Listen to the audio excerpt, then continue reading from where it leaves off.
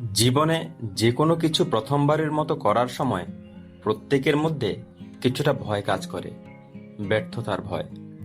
আর এই ব্যর্থতার ভয় আমাদেরকে কাজে মনোযোগী করে, সুদৃঢ় পরিকল্পনা ও প্রস্তুতি নিতে উদ্বুদ্ধ করে। ছাত্রজীবন কিংবা কর্মজীবনের প্রথম ভাগে কোনো নতুন কিছু করতে ভয় লাগাটা স্বাভাবিক ব্যাপার। তবে মনে রাখবেন, কোনো কাজে নামার সময় অত্যধিক সংশয় বা ভীতি নিয়ে নামলে নিজের সর্বোচ্চ প্রচেষ্টা দেওয়া কঠিন হয়ে যেতে পারে। ব্যর্থতাজনিত ভীতির ইংরেজিতে একটি নাম রয়েছে, তা হলো অ্যাটিজিফোবিয়া, হেরে যাবার ভয়। ব্যর্থতার এই ভয় সবসময় আপনাকে মনে করিয়ে দিতে থাকে যে আপনি যতই চেষ্টা করেন না কেন, কখনো তা যথেষ্ট হবে না। এই জিনিসটা যদি আপনার মনের ভেতর অত্যধিক মাথাচাড়া দেয়, তবে আপনি নিজেকে এবং আশপাশের সবাইকে হতাশ করবেন। অত্যাধিক দুশ্চিন্তা করা, নৈরাশ্যবাদী ভাবনা, দ্বিধাবোধ করা, কাজের প্রতি অনীহা প্রকাশ, ইচ্ছাকৃতভাবে নিজের ক্ষতি করা, এগুলি হচ্ছে এই বিশেষ ধরনের ভীতির লক্ষণ। এরকম ভয়ের কারণে মানুষ যে কোনো কাজ শুরু করতে দ্বিধাগ্রস্ত থাকে। কাজ শুরু করলেও অনেকটাই পিছিয়ে যায় তারা। এরকম ভয় কাটিয়ে ওঠার কিছু উপায় জানবো আজ। চলুন জানা যাক। প্রথমে আমাদের ভয়ের কারণগুলি খোঁজার চেষ্টা করতে হবে। নিজেকেই প্রশ্ন করুন, হেরে যাওয়ার ভয় মানুষ কেন পায়? নেতিবাচক পরিবেশে বড় হওয়ায়, বারবার ব্যর্থ হওয়ায়, অতীতের বড় কোনো ব্যর্থতা ইত্যাদি থেকে এই ভয়ের সৃষ্টি হতে পারে। আপনার জীবনে অতীতের সাথে এর কিছু কি সম্পৃক্ত? ভেবে দেখুন। যারা প্রতিটি কাজ নিখুঁতভাবে করতে চান, ইংরেজিতে তাদের বলা হয় পারফেকশনিস্ট। এ ধরনের মানুষরা মনে করেন তাদের কাজে কোনো ভুল হওয়া যাবে না, যদিও এটাও এক ধরনের বাড়াবাড়ি। আর মনে রাখবেন, এই বাড়াবাড়ি না থাকলে কোনো কিছু নিখুঁতভাবে করাও অসম্ভব। বলছি, একেবারে নিখুঁতভাবে কাজ করা অনেক সময় সম্ভব হয় না। তাই বলে কি আমরা কাজটা করা থেকে দূরে থাকব? অবশ্যই নয়। যেটা আমাদের লক্ষ্য, যেটা অনিবার্য, সেটাকে উতরে যেতে হলে ভেতর থেকে সাহস জাগাতে হবে। সাহস নিয়ে নিজের সর্বোচ্চ চেষ্টা দিয়ে কাজ শুরু করতে হবে। ভয়ের অন্যান্য কারণগুলো খুঁজে সেগুলোর উপর কাজ করতে শুরু করতে হবে। আর এর জন্য ছোট ছোট লক্ষ্য স্থির করুন। অনেক সময় একটি কাজ খুব কঠিন মনে হতে পারে। পুরো কাজটিতে হয়তো আপনি একেবারেই সফল হবেন না। কাজ শুরু করলে ছেড়ে দেওয়ার ইচ্ছা জাগছে, একঘেয়েমি কিংবা অসন্তোষ ভাব জেগে উঠছে মনের ভেতর। এক্ষেত্রে কাজটিকে ছোট ছোট ভাগে ভাগ করে ফেলুন।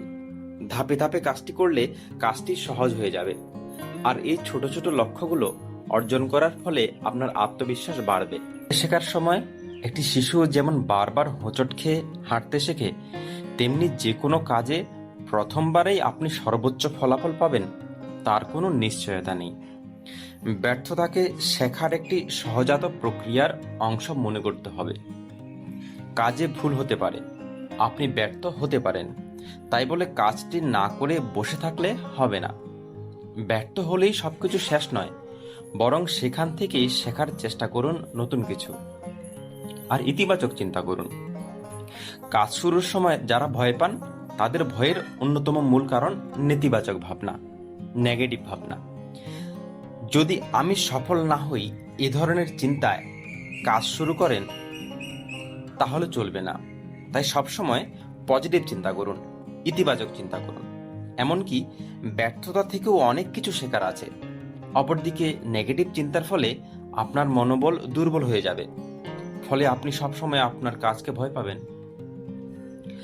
আর বর্তমানে যে কাজটি চলছে বা যে কাজটি করছেন, সে কাজটিকে আপনার গুরুত্ব দিতে হবে। কোনো কিছু অর্জনের জন্য একনিষ্ঠ এবং নিবিষ্ট মননের প্রচেষ্টা খুব প্রয়োজন। ফলাফল আর সম্ভাবনা নিয়ে অত্যধিক ভয় ভাবনা এই অর্জনের পথে মূল বাধা হয়ে দাঁড়াতে পারে। বরং বর্তমানে আপনার হাতে যা আছে সেই কাজে মনোযোগ দিন। প্রত্যাশিত ফল অর্জনের জন্য যা কিছু উপাদান দরকার তা আপনার কাছেই বর্তমানে রয়েছে। এই আত্মবিশ্বাসী আপনাকে সাফল্যের খোঁজ এনে দিতে পারে, এটা মনে রাখবেন। আর অন্যের সংগ্রাম ও সাফল্যের গল্প জানুন। জীবনের শ্রেষ্ঠ গল্পগুলো কখনো মসৃণ হয় না, সফলতার দিকে এগিয়ে যাওয়ার পথে যারা অসংখ্য বাধা বিপত্তির সম্মুখীন হয়েছেন, এমনকি ব্যর্থতার গ্লানিতে জর্জরিত হয়েও নতুন করে স্বপ্ন দেখেছেন এবং পরে বহু ত্যাগ, গ্লানি, প্রবল পরিশ্রম এবং অধ্যবসায়ের সঙ্গে সফলতা ছিনিয়ে এনেছেন, তাদের কীর্তিগাথা সবাই বারবার শুনতে চায়। তাদের গল্পগুলো মানুষকে আশা দেখায়। আপনার ভীতি কাটিয়ে উঠতে এই গল্পগুলো সোপান হয়ে উঠতে পারে। যাদের চিন্তাভাবনা পজিটিভ, তাদের সঙ্গে রাখুন, কেননা তারাই আপনাকে সবসময় সঠিক পরামর্শ দেবে। কোনো কাজ শুরুর সময় আমাদের আশেপাশের পরিবেশে একটি বড় ভূমিকা তাদের দ্বারাই পালিত হয়।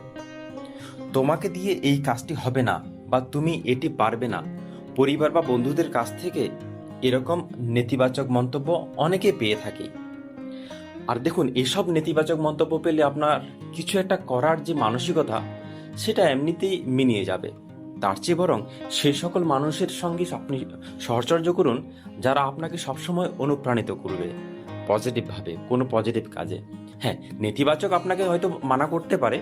ধরুন আপনি কোনো নেগেটিভ চিন্তা ভাবনা করছেন বা নেগেটিভ কিছু করার চেষ্টা করছেন, তখন যদি কেউ আপনাকে মানা করে, সেটা আপনার জন্য ভালো। আর তাই ইতিবাচক বন্ধুদল গড়ে তুলুন যারা আপনার প্রতিটি কাজে উৎসাহ যোগাবে। ব্যর্থতা সবার জীবনে কখনো না কখনো আসেই। এরকম সময়ে একে অপরের পাশে থাকা, পরস্পরকে উৎসাহিত করা ইতিবাচক মানসিকতার পরিচয় বহন করে।